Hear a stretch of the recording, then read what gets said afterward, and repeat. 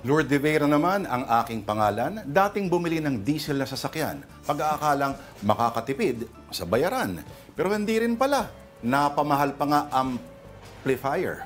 At mamayang hating gabi, mas magmamahal pa talaga. Halos 5 piso ang presyong itataas niya.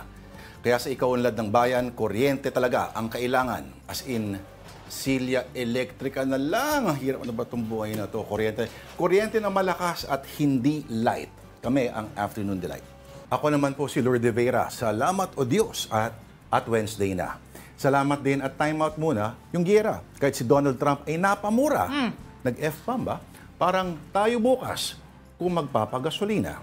An eye for an eye will make the world go blind, sabi nila. So we don't want to lose our sight, kaya ito po ang Afternoon Delight. Ako naman si Lord de Vera na may balbas. Next week pa bababa ang presyo ng gas. Kaya huwag ka na munang lumabas at manood na lang dito ng wagas. Dahil everything is right pag may Afternoon Delight. You know the drill. Sa Tagalog, alam mo na ang barena. Ako naman po si Lord de Vera.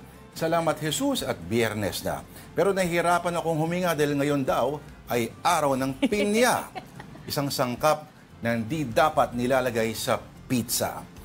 Sabay pa na kalahati lang next week ang baba ng presyo ng gasolina. Abay, mapapamura ka talaga ng barena. Before ako maghamon ng fight, simulan na natin ang Afternoon Delight.